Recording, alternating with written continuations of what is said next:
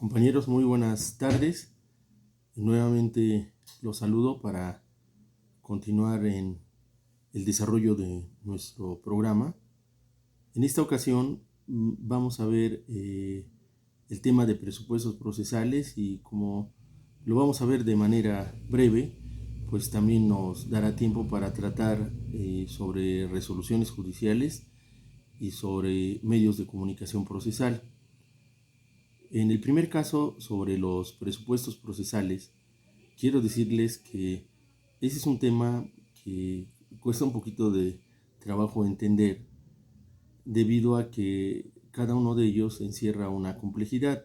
En el caso de la teoría general del proceso, como los vemos de manera superficial, pues no representan mayor problema, pero significa que cuando alguno de ustedes tenga que observarlos en las distintas ramas de los diferentes procesos, pues van a tener que profundizar. Eh, la razón de la importancia de los presupuestos procesales es que son requisitos que se tienen que cumplir para la constitución, desarrollo y la conclusión de un juicio, de manera que se tienen que observar desde que se inicia el juicio y durante todo el mismo juicio, hasta, como les digo, su conclusión.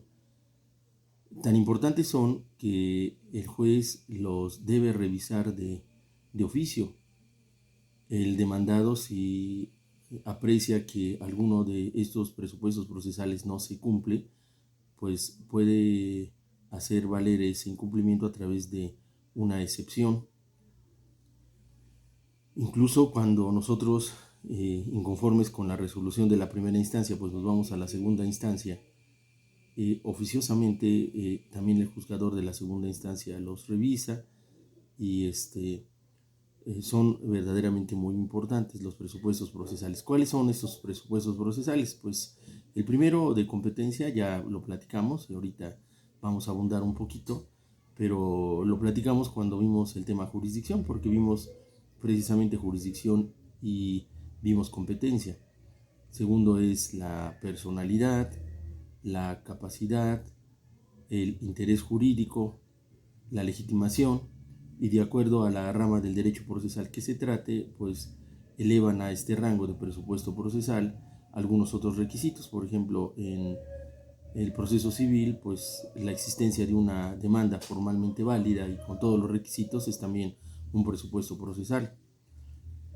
Cuando nosotros hablamos de competencia, recordamos que la diferencia con jurisdicción es que en tanto que la jurisdicción es una función de los órganos autónomos del Estado para conocer el litigio a través del proceso, emitir su resolución y en su caso hacerla cumplir, la competencia es una suma de facultades que permite al órgano jurisdiccional conocer de ciertos y determinados asuntos. Cuando nosotros hablamos de jurisdicción, solo nos referimos al Poder Judicial, y cuando nosotros hablamos de competencia, como se trata de facultades, pueden corresponder a distintos órganos del poder, pero en tratándose del Poder Judicial, nosotros tenemos 4 criterios básicos para definirla, como ya lo platicamos en el tema de jurisdicción. Estos criterios, como ustedes recordarán, pues son en razón al territorio, al grado, a la cuantía y a la materia. Y además hay criterios específicos que son los que nosotros debemos analizar para determinar la competencia, que vienen a ser pues reglas que permiten que el juzgador que conozca de determinado asunto pues sea el adecuado en tanto el lugar donde se encuentra el inmueble, el lugar donde se encuentra el acto jurídico que estamos impugnando, o el lugar donde vive la persona, o donde tienen establecido su domicilio familiar, etc. Entonces, estos criterios nosotros no los tenemos que saber. ¿Cuál es la situación tratándose de la competencia? Recuerden que lo actuado por juez incompetente es nulo. que la única competencia a la que se puede renunciar y debe ser por acuerdo de las partes es la competencia por razón del territorio, pero no se puede renunciar por razón de la materia, de la cuantía o del grado. Entonces, este es el tema de competencia. Entonces ya lo vimos y pues en esta parte la damos por solventada, ¿verdad? Ahora, ¿cuál es la capacidad, la personalidad, el interés jurídico? Fíjense bien, yo quiero que para que nosotros académicamente comprendamos estos temas, los vamos a asociar con una palabra que va a ser como una clave que nos va a permitir a nosotros entender este tema. Cuando nosotros hablamos de capacidad, nosotros vamos a asociarlo con una palabra que es la aptitud. Cuando decimos capacidad queremos referirnos a la aptitud en que se halla una persona para acudir directamente a juicio. Sabemos nosotros, porque lo van a ver en derecho civil, que hay capacidad de goce y capacidad de ejercicio. La capacidad de goce la tenemos todos por el solo hecho de existir, pero la capacidad de ejercicio la tenemos cuando adquirimos la mayoría de edad y no tenemos una incapacidad genérica o una discapacidad, mejor dicho. Entonces, quiere decir que todas las personas pueden acudir a juicio directamente, pero teniendo capacidad de ejercicio, pero si no la tienen, entonces lo van a tener que hacer por conducto de sus representantes. Entonces, acuérdense, primero capacidad la vamos a asociar con el término aptitud. Ahora, personalidad. La personalidad es la facultad para acudir directamente o por conducto de nuestros representantes. Cuando nosotros tenemos capacidad de ejercicio, ya sabemos que podemos acudir directamente, pero necesariamente lo tenemos que hacer cuando no tenemos la capacidad de ejercicio. También ya platicamos anteriormente de las formas de representación procesal.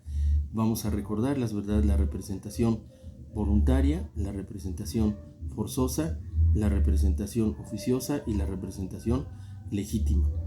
La representación voluntaria es en la cual normalmente nos encontramos los abogados.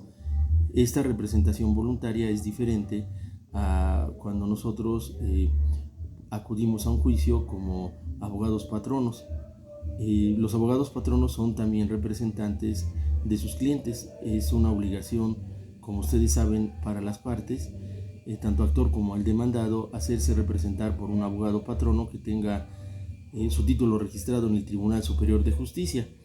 Cuando entonces hablamos nosotros de la representación voluntaria, cuando se genera a través de un contrato de mandato, donde el mandante confiere al mandatario, o sea, al representante, lo que se llama poder. A veces el contrato de mandato se confunde con un poder, porque el poder es la facultad que se deriva de este contrato de mandato.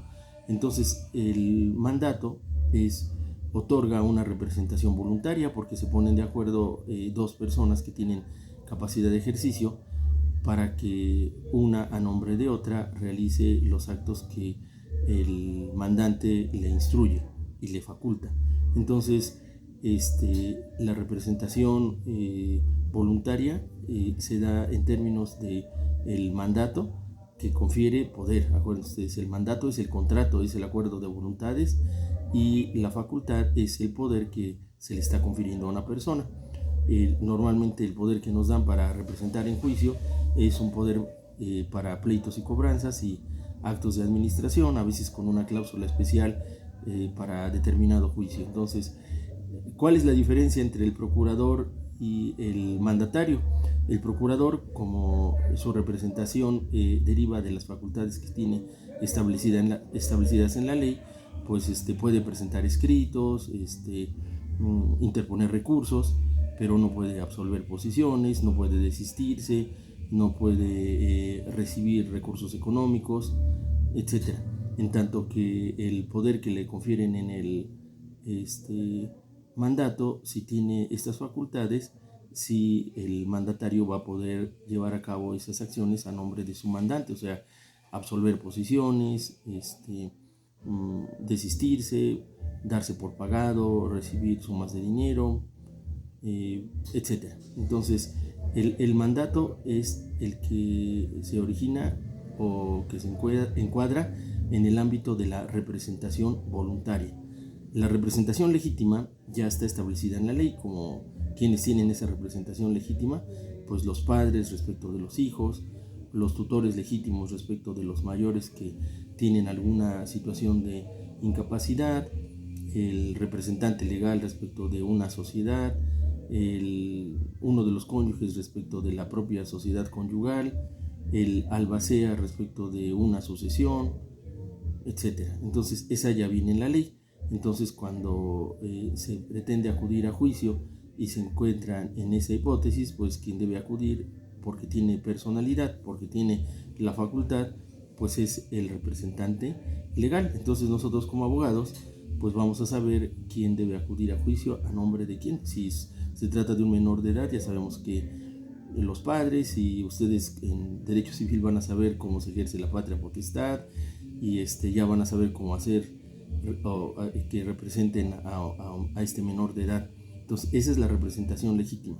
La representación forzosa, ya les platiqué, que se da cuando respecto del actor o del demandado hay varias personas y que el juez les dice que designen un representante común, ellos no designan el representante común, entonces el juez forzosamente designa uno para no estarse entendiendo con todos, y ya esta persona a la que designa como representante común pues estará teniendo la responsabilidad de avisarles a todos. Y el representante oficioso es aquel donde su representado no se encuentra, y aún a pesar de que no se encuentra, el representante oficioso acude a juicio, tiene que otorgar una fianza porque como no sabe si el representado va a aceptar o no los actos que está llevando a cabo, pues puede ocasionar daños y perjuicios para el actor. Entonces otorga la fianza, lleva a cabo esa representación. Si el representado al llegar reconoce todos los actos que hizo su representante, pues ya no le hacen efectiva la fianza, pero si no los reconoce, entonces le hacen efectiva la fianza. Y les comenté en este caso que pues procesalmente no es común, pero que en la notaría sí tenemos muchos casos de representación oficiosa, porque principalmente los migrantes que envían sus recursos económicos a amigos o familiares para que se los vayan ahorrando, a veces el migrante le da la indicación de adquirir un inmueble, el migrante no puede venir a firmar por su situación migratoria, que es bastante difícil, y el representante oficioso adquiere con el dinero de su representado, y la escritura va a salir a nombre de su representado. Esto es muy común principalmente en las regiones del interior del estado. Entonces estas son las formas de representación. Esta representación da la personalidad. Fíjense bien, si una persona acude a juicio directamente, pues no tiene que acreditar su personalidad, está acudiendo él, o sea, tiene él esa facultad.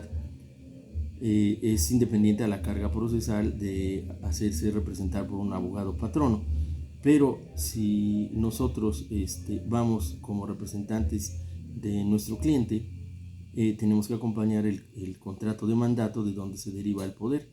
O sea, tenemos que justificar nuestro documento donde acreditamos la personalidad. Entonces ya vamos la competencia, la capacidad y la personalidad. Ahora, el interés jurídico. Fíjense bien, el interés jurídico vamos a asociarlo con la palabra necesidad. Acuérdense. Necesidad. El interés jurídico del actor es el estado de necesidad en que se halla para obtener de la autoridad una declaración, una condena en contra del demandado, o entonces la legitimación, en el caso del actor, la asociamos con la palabra necesidad. O sea, es el estado de necesidad en que se encuentra el actor para solicitar de la autoridad judicial una declaración, una constitución o una condena en contra del demandado. Eso es de acuerdo a las acciones que él ejercite. Y tratándose del demandado, el interés jurídico es el estado de necesidad en que se encuentra el demandado de defenderse del actor o de allanarse a la demanda, o sea, aceptar la procedencia de la demanda, de la acción y de las prestaciones reclamadas, o para transigir, ¿verdad? Entonces, ya tenemos nosotros, y recordemos, cuando hablamos nosotros de personalidad, la palabra con la que vamos a asociar este presupuesto procesal es facultad. Cuando hablamos de capacidad, la palabra con la que vamos a asociar la misma es aptitud, y cuando hablamos de interés jurídico, la palabra con la que vamos a asociar este presupuesto procesal es necesidad, para que nosotros no nos confundamos. Vamos a ver el otro presupuesto procesal, que es la legitimación. Y la legitimación es de dos tipos. Si corresponde al actor, se llama legitimación activa, y si corresponde al demandado, la vamos a designar como legitimación pasiva. Cuando hablamos de legitimación activa, queremos decir que hay una coincidencia entre quien ejerce la acción y quien es titular de ese derecho o su representante. O sea, tiene que haber una identidad entre la persona titular del derecho o su representante y quien es la persona que acude a juicio.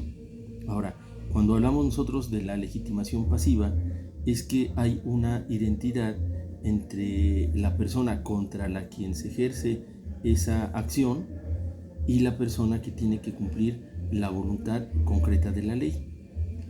Esta situación de momento pues nos puede parecer un poco confusa, pero vamos a poner un ejemplo a ver si este ejemplo puede pues darnos cierta claridad. Vamos a pensar nosotros en un juicio ejecutivo mercantil. Fíjense ustedes que los títulos de crédito en la parte son como si fuesen papel moneda, y pues ustedes lo van a ver a detalle cuando vean títulos y operaciones de crédito, que es uno de los cursos o uno de los temas fundamentales que llevamos nosotros en el primer curso de Derecho Mercantil. Bueno, cuando nuestro título circula, porque la idea es de que el título circule, como los pagarés, letras de cambio o cheques, fíjense, hay un tiempo en que el documento pues se vence, o sea, no fue pagado oportunamente por el deudor. Entonces el acreedor puede negociar documento de crédito con otra persona, o puede tratar de cobrar al deudor ya en la vía judicial. Bueno, como a veces lo que decide hacer el acreedor o tenedor del documento pues es hacerlo circular, pues transmite la posesión de ese documento a otra persona. Fíjense bien, ustedes lo van a ver a detalle, ¿verdad? Porque hay dos figuras jurídicas muy parecidas: la cesión de derechos y el endoso, ¿verdad?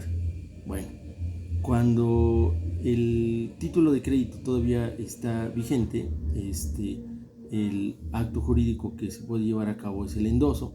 Si ya se efectuó la fecha de vencimiento, entonces hay que ceder los derechos, y las excepciones que pueden ser oponibles contra uno y otro en materia de títulos y operaciones de crédito son distintas. Entonces, si el abogado pues se confunde y en lugar de hacer un endoso hace una cesión de derechos y hace su demanda con base en ese documento, cuando nosotros pues nos defendamos, vamos a alegar que el actor no carece de la legitimación, ¿verdad?, activa, porque no corresponde a la persona que dice ser. A lo mejor nos demanda como endosatario en procuración al cobro, y o a lo mejor nos demanda como cesionario, equivocándose, ¿verdad? Si ya fue o no la fecha de vencimiento. Entonces, cuando nosotros contestamos la demanda, pues nosotros hacemos valer esta excepción, o sea, no está legitimado, no es la persona que tiene esa facultad para ejercer el derecho que dice. Ahora, a veces, cuando nosotros demandamos, también podemos cometer el error, y que se los dije cuando les dije que al señalar quién es el demandado, hay que señalar del demandado todos y cada uno de los nombres con los que es conocido, ¿verdad? Porque a veces de mala fe el propio demandado en el acto jurídico pues omite un nombre o omite un apellido. Entonces, cuando nosotros lo demandemos, hay que identificar a los distintos nombres con la identidad física de esa persona, acreditamos con nuestra información testimonial. ¿Por qué? Porque el demandado pues puede alegar que no es la persona obligada, ¿verdad?, a cumplir la voluntad concreta de la ley, porque es una persona distinta. Entonces puede alegar que no hay legitimación pasiva. Entonces, legitimación activa es respecto del actor y legitimación pasiva es respecto del demandado. Pues estos son los presupuestos procesales básicos desde el punto de vista de la teoría del proceso: competencia, personalidad, capacidad, interés jurídico y legitimación. Y les repito que en cada una de las ramas del derecho ustedes irán viendo los presupuestos procesales complementarios, y tendremos que cumplirlos porque recuerden que son indispensables para la constitución, desarrollo y conclusión válida de un proceso, y que incluso todos los presupuestos procesales son revisables de oficio.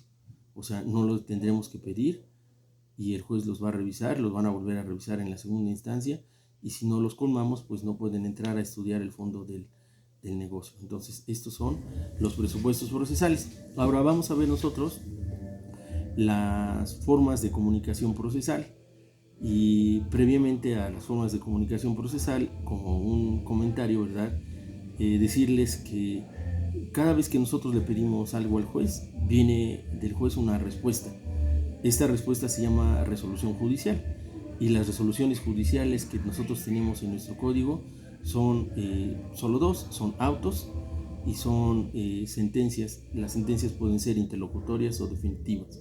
Los autos son la respuesta normal, ¿verdad?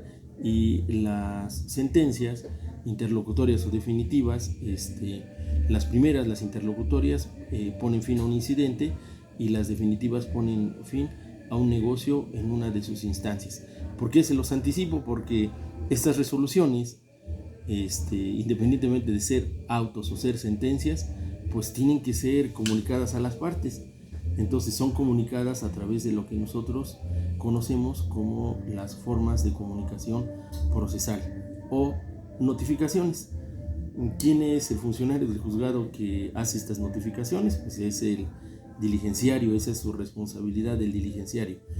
Y en el tema de notificaciones o formas de comunicación procesal, vamos a dividirlo nosotros en dos. El primero es especies de notificaciones y el otro es formas de notificación propiamente dichas, ¿verdad? Las especies de notificaciones son muy sencillas.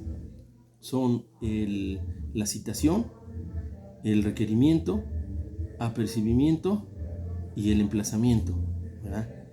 La citación es la notificación para que acudamos cierto día y hora a las instalaciones del juzgado para la celebración de una audiencia. Entonces nos citan, esa es la citación. El requerimiento y el apercibimiento normalmente van juntos.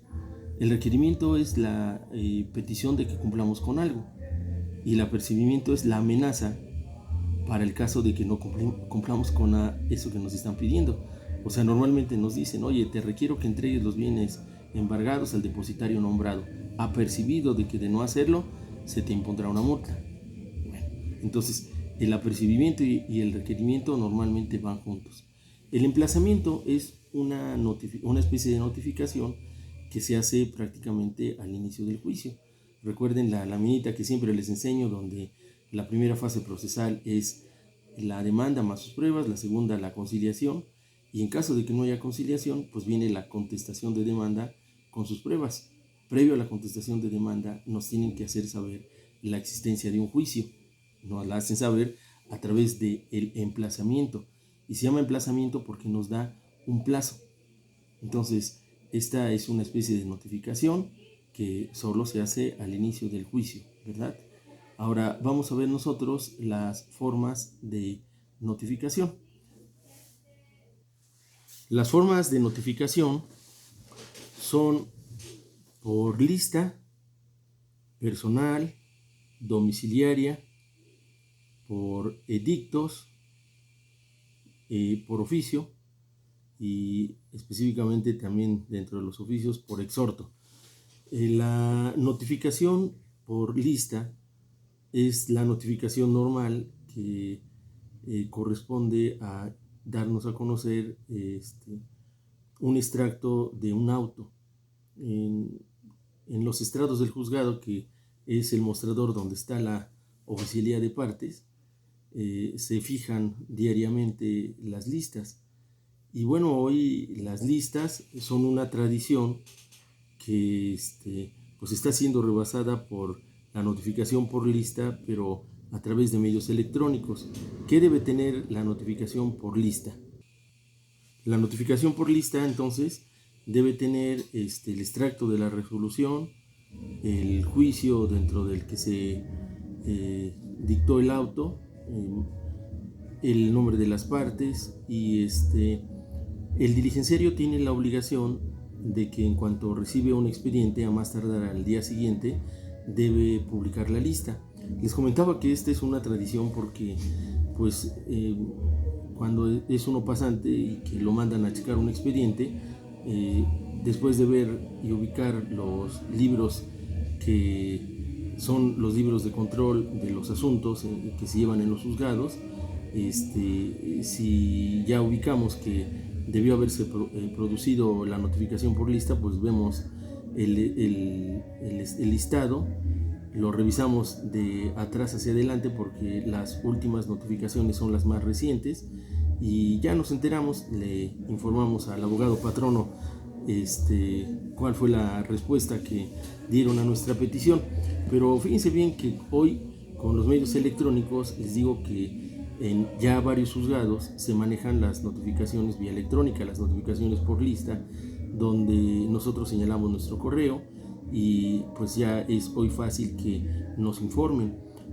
No todos los juzgados tienen ya ese sistema, pero por ejemplo en los federales todos lo tienen. Uno está pendiente de la notificación que le corresponde. Entonces puede decirse que estas notificaciones son las de trámite.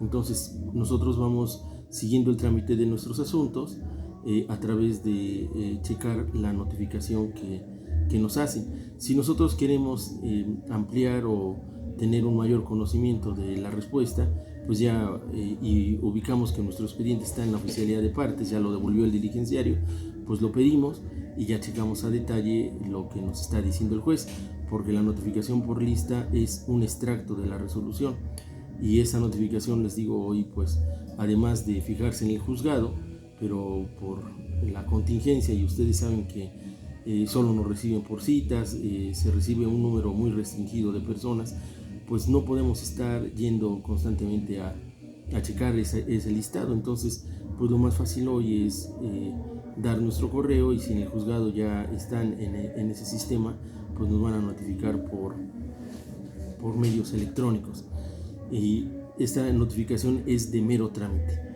En lo que respecta a las notificaciones personales y domiciliarias, nosotros tenemos a veces una equivocación o una mala apreciación. A veces las notificaciones personales también son domiciliarias, pero no necesariamente. Notificar personalmente a una persona quiere decir que se le notifica en forma directa, y puede ser que esa forma de notificarle directamente también sea en su domicilio. ¿Cómo es esto? Por ejemplo, cuando acudimos a la audiencia de conciliación, si nosotros no llegamos a un arreglo y somos la parte demandada, entonces allá entienden la diligencia de emplazamiento, o sea, la entienden con la persona. Pero si no acudimos a la conciliación, o sea, fracasó la conciliación por la falta de asistencia del demandado, entonces se ordena la notificación domiciliaria. Van a su domicilio, se tienen que cerciorar de qué es el domicilio, y esta parte es muy importante para nosotros como litigantes, porque cerciorarse es la conclusión. ¿Con base en qué? Con base en que preguntó, con base en que allá se encontró al demandado, entonces se cercioró, se verificó que sí sea el domicilio. Entonces, el domicilio es un lugar. Entonces, a veces en el domicilio está la persona y ya la entiende personalmente. O sea, puede ser que la notificación domiciliaria también se efectúe personalmente. El juez, de acuerdo a la ley y al asunto, a la resolución, ordena el tipo de notificación. A veces, por ejemplo, una sentencia dice se le notifique personalmente a las partes y en su domicilio. Por eso, acuérdense ustedes que cuando acudimos al juzgado como actores o demandados, nosotros señalamos nuestro domicilio para las notificaciones personales y aparte señalamos nuestro domicilio particular. Y hay en algunos casos, como en los juicios relativos al arrendamiento, juicios de desocupación, y en el caso del arrendatario a veces se ordena que las notificaciones, además de ser personales, sean domiciliarias. Entonces, personales directamente y domiciliarias es en el lugar, en el domicilio, ¿verdad? Ahora, fíjense bien la notificación por edictos.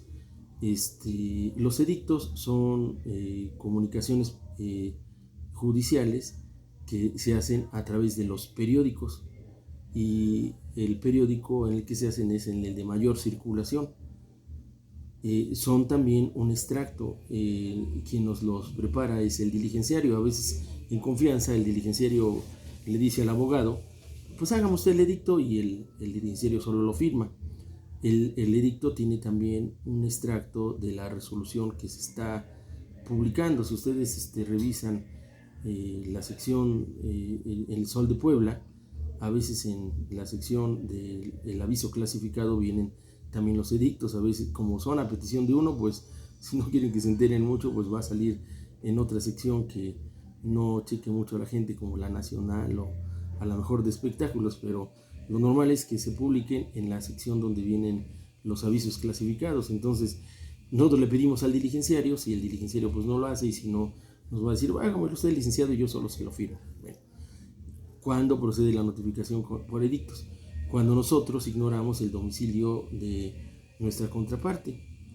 Hoy nosotros tenemos que justificar esa ignorancia, que nosotros hicimos gestiones para averiguar el domicilio de la contraparte para que la notificación sea por edictos. ¿Cómo justificamos nosotros que hicimos gestiones? Pues tenemos que demostrar ante las instancias gubernamentales que tienen registros, que les preguntamos, como el